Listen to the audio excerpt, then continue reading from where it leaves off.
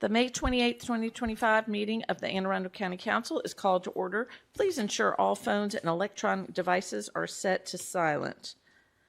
We've come together to discuss the auditor's recommendations to the FY26 budget that were distributed yesterday. Do any of my colleagues have any questions for the auditor's staff, who is not here? So, but if we want to have any discussion on that. Does anybody have anything they would like to ask about the auditors or discuss about it? They are pretty straightforward recommendations that we have there. And between the weather and illness, we are out of auditor staff this morning.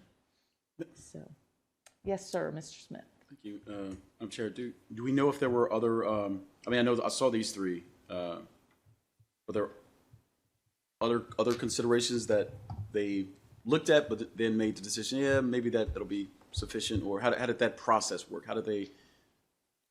I believe that these are the recommendations that they've given. Yeah. But we certainly can consider others and ask more. But these are the initial ones that they've given us. Like usually in the past, I know that there's been a burn rate on the manpower side of the house, for example, on their hiring, and then versus what they were executing historically. Was that one of the considerations for a reduction? I can't answer that. Check. Yeah. But those are things that we still have in our next couple of weeks of deliberations. That is questions that we can ask of the audit staff and get more information. All right. Any other questions? Ms. Fiedler? I just want to confirm we're going to move right into the rebuttal then? Is that what happens? Yes. Okay. Mm-hmm. All right. Mr. Trumbauer, are you ready to respond? Thank you, Madam Chair. I am Chris Trumbauer, Budget Officer, and we do now like to call it the response rather than the rebuttal. Just it sounds a little less adversarial, and we like to cooperate around here, right, Mr. Volke? So if it pleases the chair, I sent you all by email the official administration response, but I can walk through it, and if it suits you all, I can start with capital since that's probably easier. So if you see what I sent you, we've used the innovative color-coded response again, where green means we agree, red means we disagree, and yellow means we partially agree, right? We're very proud of this system. And if you look at the capital, What? To just take a moment to find it. I actually didn't see it come in. Yes. I shared it, and it's also in the Google Drive folder for today's date. Thank you. In the budget main folder. You said so we're starting with capital? yeah, I have a printout that I could give you, but the font is so small, I think you'd better be looking at your tablet. And Madam Chair, is this are we online with this as well, this meeting? We are streaming live right now. Right. Just for, I guess, the community's response, if you can just briefly cover the response you sent this morning. That's what I'm doing. Oh, no, I'm saying on the operating. You said I'm going to do capital first and then operating. Got it. I thought you said you were going to do that.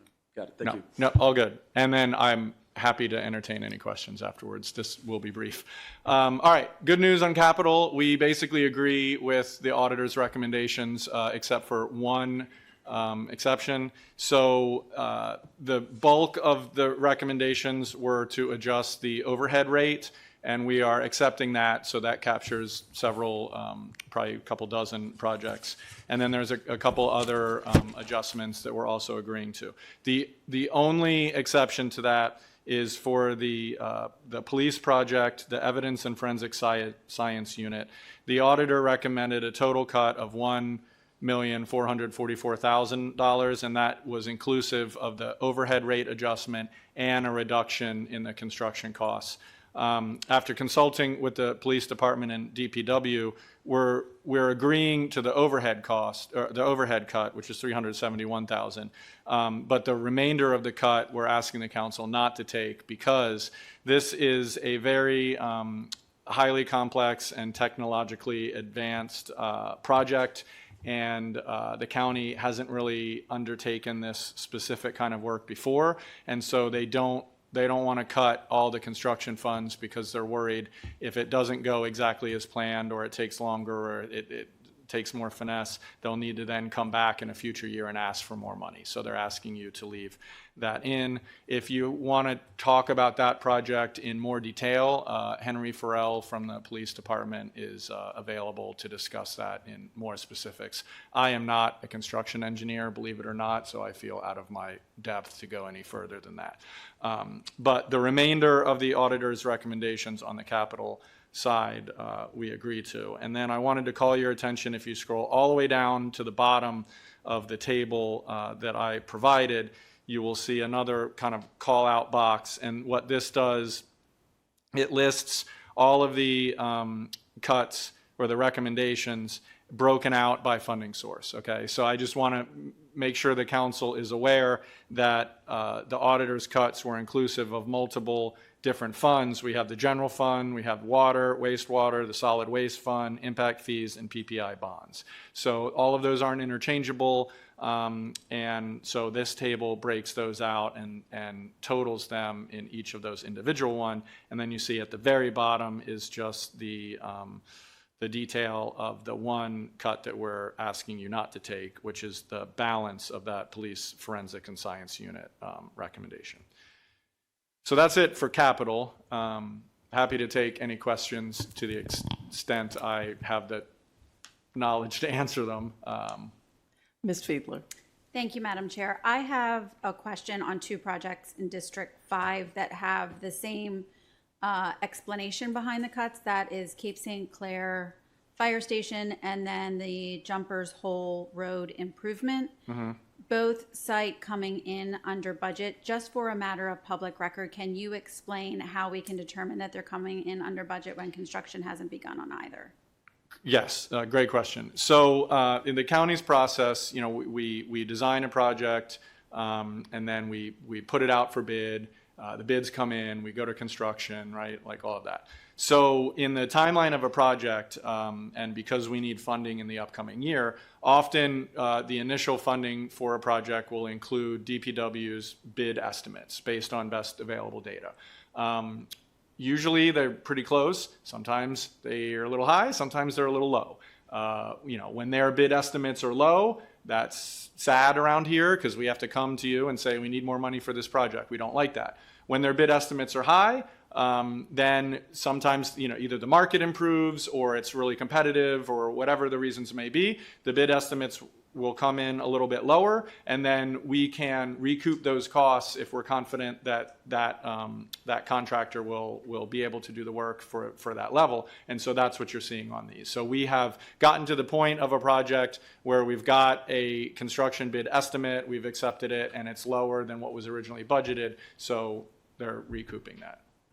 Did that answer your question? It does. I just have one follow-up question on the Jumpers Hole Road improvement project, because my understanding is that the project currently lies with BGE for pole relocation. Is that accounted for in the budget estimate, the final cost? Generally, yes. As you know from another District 5 project a couple years ago, sometimes it can get a little bit more complicated. I don't know the specifics of that utility relocation, whether it's as complex as the one, I think it was like Pleasant Plain Road or something where we had to, that was quite a saga, memory. Wasn't it? Yeah. Yes. Yeah. But we can certainly follow up with David Braun at DPW to get a more precise answer to that, but generally it should be included. Okay. Appreciate that. Yeah, follow-up would be wonderful. I know this project has been delayed, and I wouldn't want anything else to delay it. No, we like to do projects on time when we can. Thank you. Are there any further questions or comments on the capital recommendations? All right, go for the operating.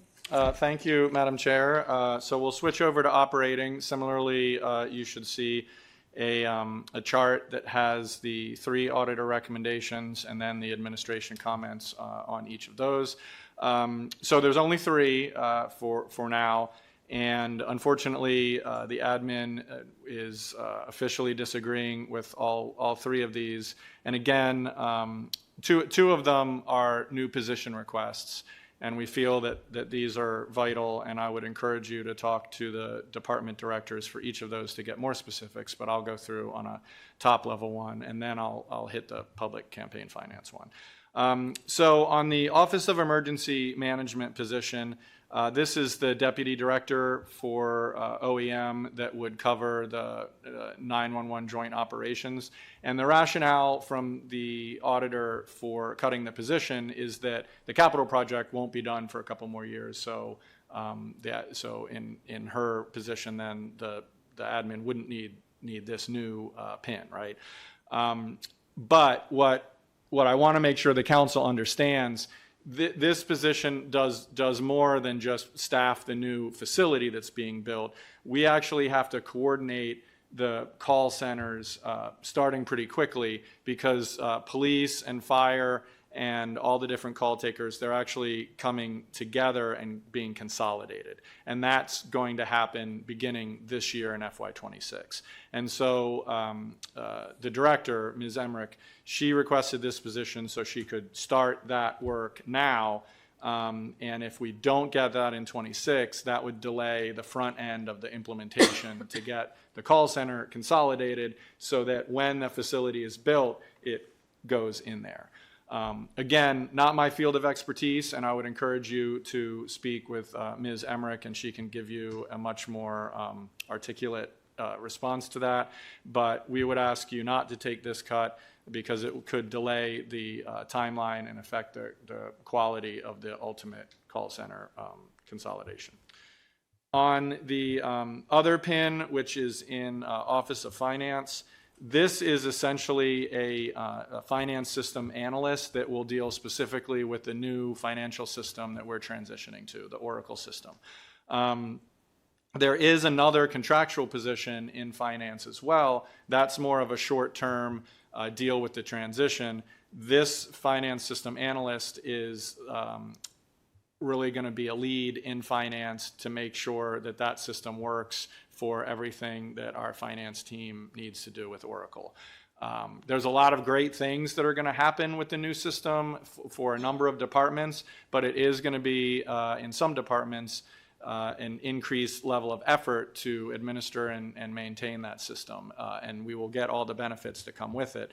But we would ask you to reject this as well. And Billy Penley, the controller, would be very pleased to explain to you enthusiastically why she would really, really like to keep this position in the budget. So I would encourage you to speak with her. And then that brings me to the third one, and this is different because this is one-time funding. It is the $1.5 million in the proposed budget for the campaign, the public campaign finance fund. Remember, this is a separate non-lapsing fund. The adopted FY25 budget had $1 million in it. That remains because nothing has been taken out of it yet. The administration had a multi-year strategy of incrementally putting money in that fund, so it will be available for the FY26 election section. The auditor's rationale for the cut was there's already $1 million in it and none of it has been spent yet, and that's because no candidates have qualified yet. So that certification is done by the State Board of Ed, and once that once that is checked off, then a candidate can apply for those funds, and the state certifies when they're eligible to receive funds, and then a disbursement comes from the county through Office of Finance. So there's a couple things, nuances that I want to make sure everybody understands. When Bill 2523 passed, the Budget Office did a little bit of work, and we forecast what we thought was a reasonable level of funding compared with other jurisdictions that have similar systems. And it's impossible to know how many candidates will ultimately take advantage of the system, right? But based on other counties, we put our estimate together, and we thought between $2 and $3 million would ultimately be the amount that would get us through this 26 cycle. The administration put in $1 million last year. This year, we stood up the the Public Campaign Finance Committee. They recommended to the county executive, as required in code, an additional $1.5 million. The county executive is actually required to put that in unless there is, we show that there's a funding hardship that we can't afford it, right? So we put in the amount that was recommended by the board, and that's that additional 1.5. So if this money in FY26 proposed budget goes in, that would bring the total to 2.5, because the million from the current year and 1.5 for the upcoming year. Now, the other nuance, and I just found out about this, so this was news to me. There's a provision in the code that came from Bill 2523, and it actually requires that the controller certify the funding available to candidates on or before July 1st of the year preceding a primary election. Well, the primary election is next year, and the July 1st that precedes that is actually this July 1st. So I was having a hard time figuring out exactly what that required or may preclude the county from doing, so I had Office of Law take a look at that. I was under the impression that the administration or the county council could add additional funding in, mid-year through an appropriation bill, just like we occasionally do for, third or fourth quarter transfer bills, or if there's a capital project, we bring that to you. The Office of Law has interpreted the code to mean that once the controller certifies that funding on July 1st, then that's the available funding that is there through the primary election. So obviously next year in FY27, there would be another opportunity to add more funds, but they're telling us that you couldn't do that, as you couldn't add extra funds on a mid-year appropriation. So again, I was not personally aware of that provision. I didn't follow all the ins and outs of that bill maybe as closely as I should have, but I wanted to bring that to your attention. And that's a long way of telling you that if you took this auditor recommendation and didn't appropriate any other funds, then there'd only be $1 million in the fund that would last through the primary election. Now, again, policy decision for you all to make. You can do that, but I wanted to make sure you understood that. So you could, as the ultimate fiscal authority, you could decide, well, we don't think you need 2.5 million through the primary, we're only going to give you this X amount, or you could take it all, or you could take none of it, right? That's all up to you. I'm just pointing out this nuance in the code that I recently became aware of. So that concludes my presentation.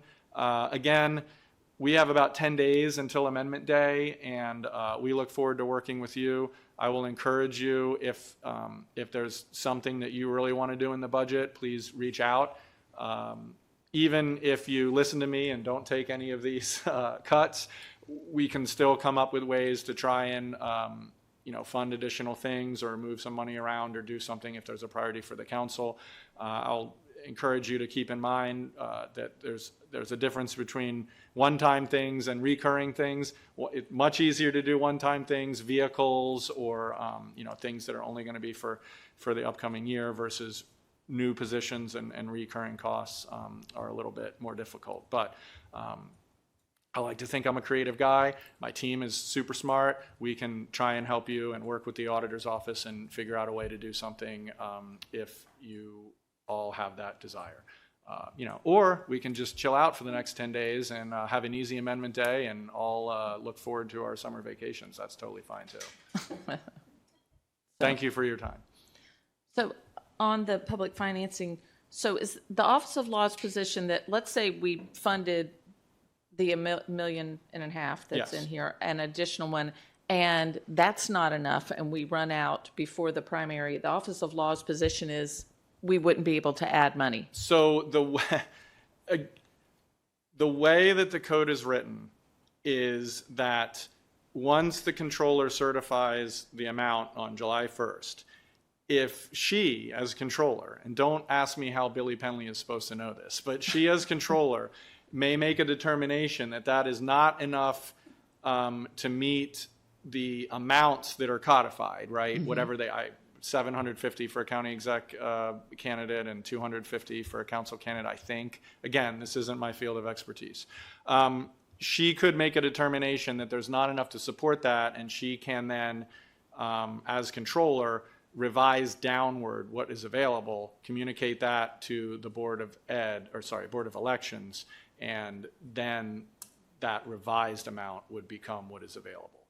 That's the way the code is written. And because I said to the law office, where'd that come from? And my understanding is when they were looking at other successful programs, that was the provision that was in, Montgomery County or Howard County or someone else, and they ported that over.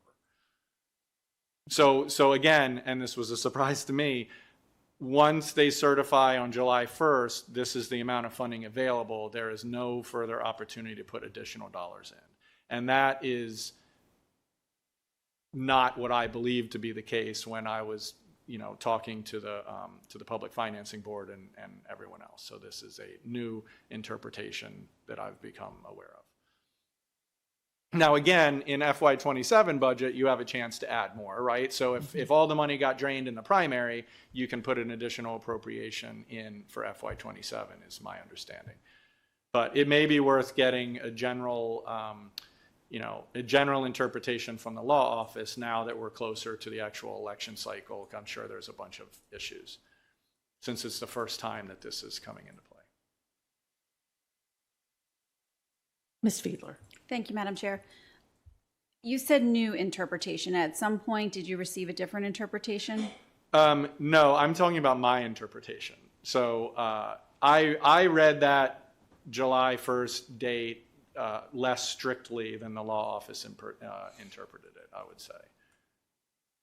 So I'll tell you, I figured it was more like a normal appropriation bill where, yeah, she certifies the controller certifies the amount of funds. If it looks like we're going to run out, then we can put in more money, and she can certify that there's more money in it, right? I was not reading it as that's the cutoff until the primary election.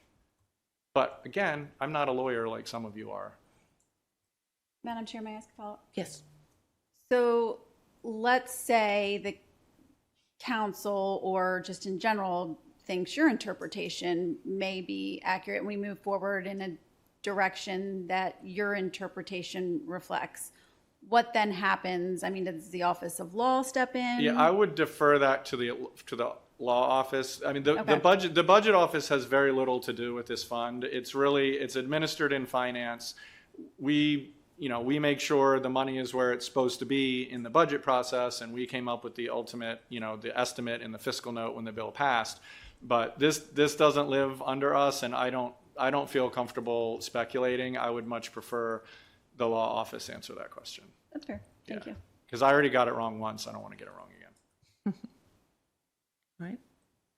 Any further questions for Mr. Trumbauer?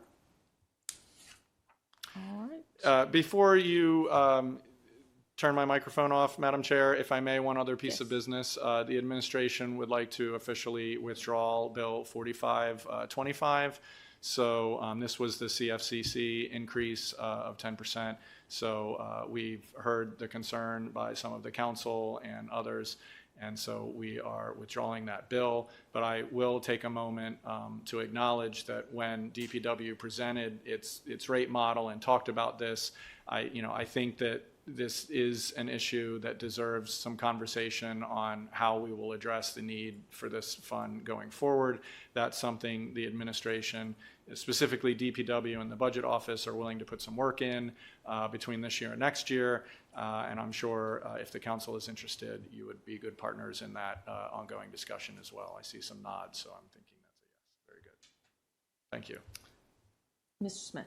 Thank you, Madam Chair. So that bill was projected to raise, and I'm glad you did that. I agree with that withdrawal. Was projected to raise somewhere around $2 million. Was that forecasted in the current budget that you submitted to us, or was that? So that is a revenue projection in the current budget. So what we will do now is we will just revise the revenue projection down, but it doesn't affect the expenditure side. So there's nothing that needs to be changed or accounted for in the actual ABAO or the budget book itself. Because that was $2 million of recurring funding that came out of the that was projected in the revenue side. Right, for the utility fund, specifically for capacity. Check. Right. Okay. All right. Thank you. So, Yes, we appreciate the withdrawal of that. I think I want to praise DPW for giving an excellent presentation about all of that's comes through, but it is complicated, and I think, to me, it appears that we kind of have an outdated model for how we're funding things, and that we need to look at multiple possibilities to keep those things going. So I think that you will have a lot of agreement on the council to work together to try to find what's the best way to do that moving forward. Very good, yes. All right. And yes, Ms. Rodbian. I just wanted to add a comment on that, on the 4525 as well. I truly hope that the council as a whole takes this very seriously, though, because it does appear that the consequences to the integrity of that fund is in danger if we do not take some action. So I think other folks read that as well. Yes. So I do think, we're maybe kicking it down the road a year, but we really can't afford to kick it very long. Otherwise, we're jeopardizing sort of the financial integrity and the, I don't know, interest rates that are available for their work. I think, thank you, council member. I think DPW is looking forward to the conversation of, what some alternative strategies are going forward to address those needs. Absolutely. Right. Any other questions? All right. Is there any other business any council member would like to bring before the county council at this time?